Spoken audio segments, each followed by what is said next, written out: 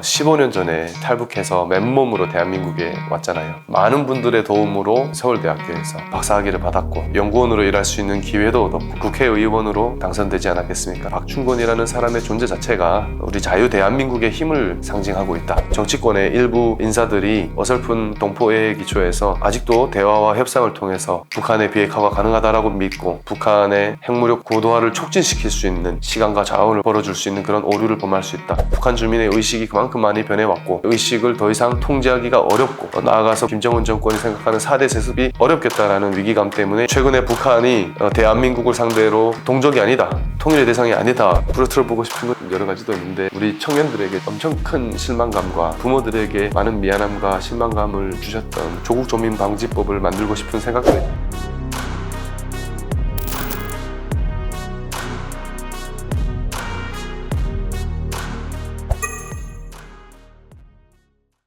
2009년 제가 4월 9일 한 새벽 1시에 두만강을 건넜습니다. 그리고 4월 13일 날 오전 한 8시, 9시 이쯤에 인천항에 들어왔고요. 제가 탈북 결심할 때는 제가 북한 체제에 대한 굉장히 큰 실망, 환멸 이런 걸 느껴서 탈북을 결심하게 된 건데 북한 정권이 가르치는 어떤 세뇌 교육과 북한 주민의 삶의 어떤 실상은 완전히 달랐다라는 어떤 그런 괴리감, 그런 것들 때문에 이제 세계관이 완전히 뒤집히게 됐는데 좀 심장이 많이 뛰어가지고 한 이틀 정도 밤잠을 자지 못했어요. 그럼에도 불구하고 어떤 탈북이라는 결심은 어떤 제 인생을 거는 거기도 했고 또 저의 어떤 목숨을 거는 결정이기도 했잖아요. 고민이 상당히 컸습니다.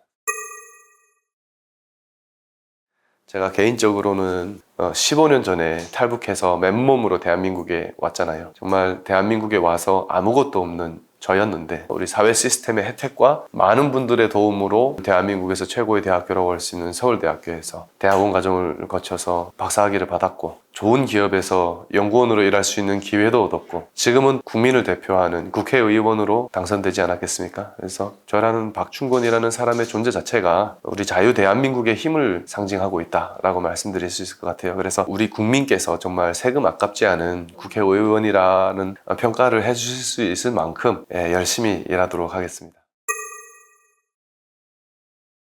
꼭 부러뜨려보고 싶은 건 여러 가지도 있는데 우리 청년들에게 정말 엄청 큰 실망감과 부모들에게 정말 많은 미안함과 실망감을 주셨던 공정한 기회를 제공하는 사회 시스템 이런 부분에 있어서도 새치기와 반칙과 특권을 일삼는 특정 정치인들과 그런 사례를 막기 위한 정말 세게 얘기하면 정말 조국조민방지법을 만들고 싶은 생각도 있지만 너무 전투 모드인 것 같아가지고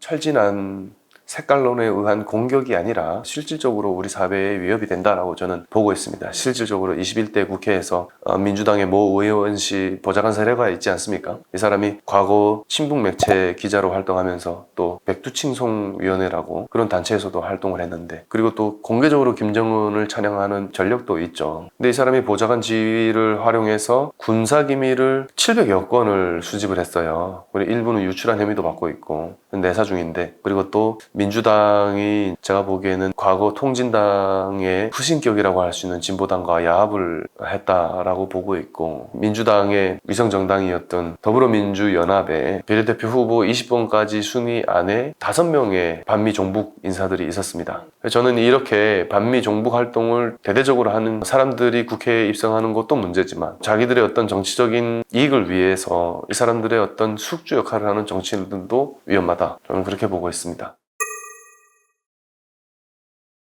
우리가 북한을 대할 때 북한 정권과 주민을 분리해서 바라봐야 된다. 정치권의 일부 인사들이 북한 정권과 북한 주민을 분리해서 바라보지 않습니다. 그래서 북한의 어떤 본질을 제대로 파악하지 못하고 어설픈 동포애에 기초해서 대북 정책, 남북 관계의 정책을 만들다 보니까 아직도 대화와 협상을 통해서 북한의 비핵화가 가능하다라고 믿고 그런 대북 정책을 추진하게 되는데 정말 이렇게 된다면 또다시 우리가 북한의 핵무력 고도화를 촉진시킬 수 있는 시간과 자원을 벌어줄 수 있는 그런 오류를 범할 수 있다.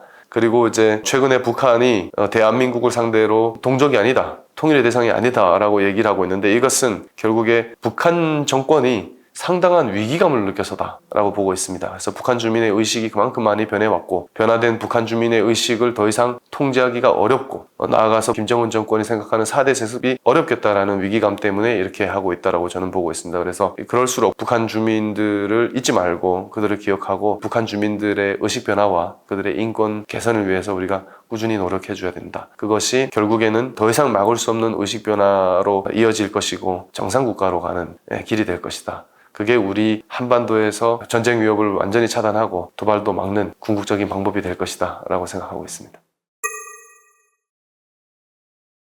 우리나라가 전쟁 위협을 막기 위해서는 반드시 독자적인 핵 억제력을 갖춰야 된다. 그것이 핵무장이 될 수도 있는 것이고 반대할 명분이 없다라고 보고 있습니다. 이건 실질적인 핵 위협을 우리가 매일 매 순간 겪으면서 살기 때문에 이 부분은 우리가 갖춰야 된다고 생각하고 있고요. 전략 핵 잠수함 전력은 특별히 더욱 강화해야 되는 부분이라고 생각하고 있습니다. 왜냐하면 북한이 2대 핵 전력 중에 SLBM 전력을 강화하고 있는 중이에요. 북한도 전략 핵 잠수함을 개발하고 있는 중입니다. 그래서 이런 어떤 위협들을 우리가 막아내기 위해서는 전략 핵 잠수함 한 대 도입하는 것에 그치는 게 아니라 이 전력을 강화해야 된다. 저는 그렇게 보고 있습니다.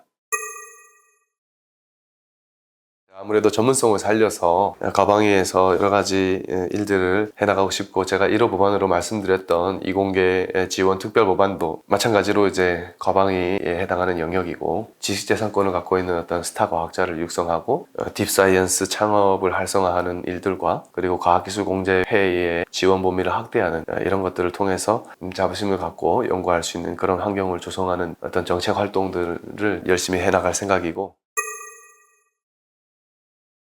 사실 그 국방위에서 활동하고 싶은 마음은 크게 있습니다. 하지만 제가 저의 전문성을 발휘하고 싶은 마음도 있고요. 그리고 제가 과방이나 타 어떤 상임위에서 일을 하더라도 북한 관련된 지식 이거 어디 가는 것이 아닙니다. 그렇기 때문에 제가 다른 상임위에서 일하더라도 남북관계 그리고 대북정책 안보 분야에 있어서는 디폴트로 가져가겠다.